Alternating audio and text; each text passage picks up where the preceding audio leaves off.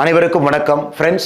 Today India's leading English newspaper Times of India has published an article based on the RTA documents that I have received some time back with respect to the Kachativu island that was ceded to Sri Lanka in 1974 by the government of India. For anybody outside the Tamil Nadu, you will also understand how an important piece of Bharat, an important piece of India, and more importantly, a historically important area of Tamil Nadu, in which fishermen for thousands of years had, without any interruption, had fishing rights, was mysteriously ceded away in 1974.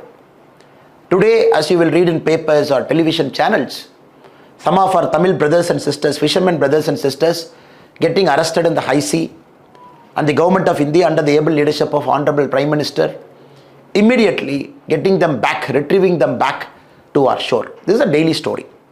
At the same time, some time back, we also seen how when 5 fishermen were sentenced for death penalty, how our Prime Minister have got them back to Tamil soil. We all know the story. Now, why this happens? Why is it happening? Is there a solution to it? So out of this curiosity, I have approached the Minister of External Affairs to provide 2 important documents during this period.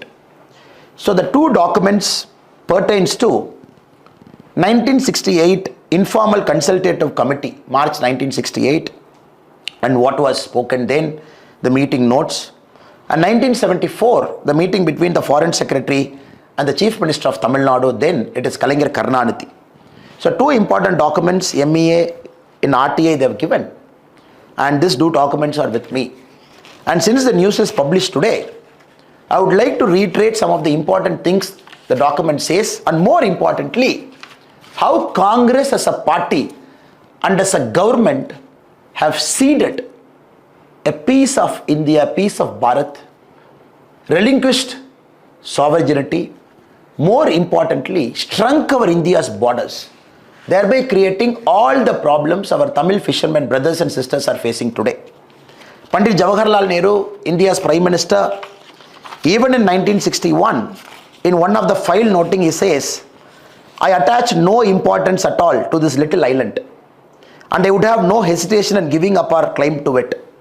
I do not like matters like this pending indefinitely and being raised again and again in Parliament. So basically, he thought this is some small little island, and he is not interested to hold on to it. This is despite then the Joint Secretary MEA Krishna Rao in 1960 talking about we have a good legal case.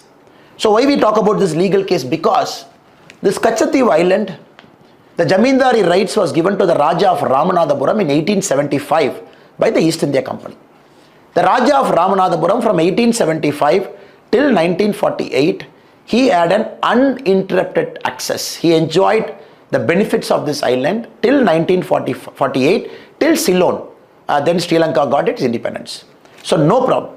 The problem started after 1958 when Sri Lankans claimed it is part of the Dutch map, it is part of the Sri Lankan when Dutch had them. So they had right over that island. When they refused Indian officers, military officers, they refused permission for them to enter into that island. It started then.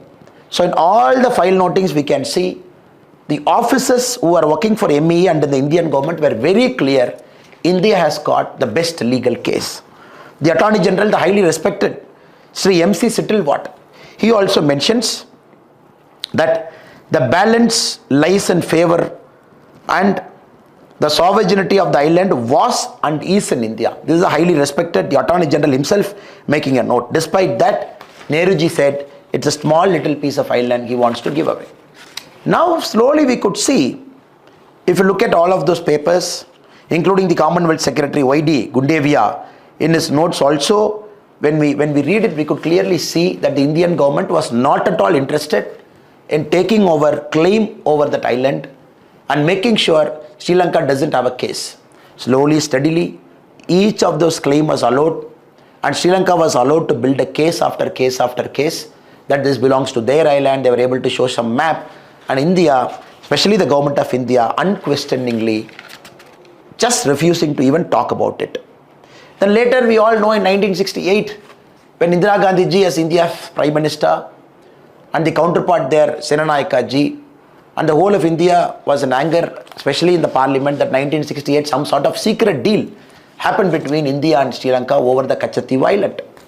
That point of time, Congress refused not to speak about it. They didn't speak. And finally in 1974, the D-Day, Kachativu was ceded to Sri Lanka without even a murmur. Just to make sure no riots happen in Tamil Nadu, they brought in Article 6 which said, even if Kachativu is ceded to Sri Lanka, the fishermen brothers and sisters of Tamil Nadu will have complete rights over that island. The fishermen will go, their nets can be put there for drying and they can come back. So nobody is going to question them. They can fish around Kachativu also. Now even that was blatantly taken 1 year later.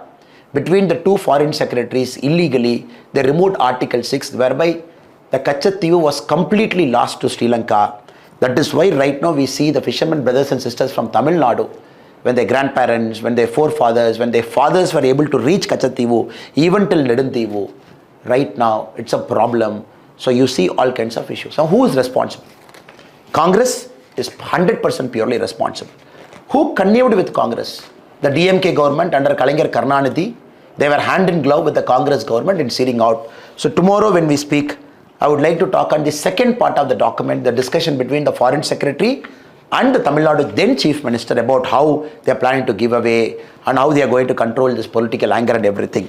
So today we can safely say Congress, whenever they were in power in India, they had the least interest in securing India's border, territorial integrity and sovereignty. So this is the document that I have with me. And the first part is the 1968 Consultative Committee meeting documents, and the file notings are there. And more importantly, after that, the briefing note prepared by the Commonwealth Secretary Gundevia ji in 1961, everything is there. And the second part is Kalaignar Karunanidhi and the Foreign Secretary's discussion is also here. So tomorrow we will release the whole documents to the public domain once the part 2 is also published. Thank you.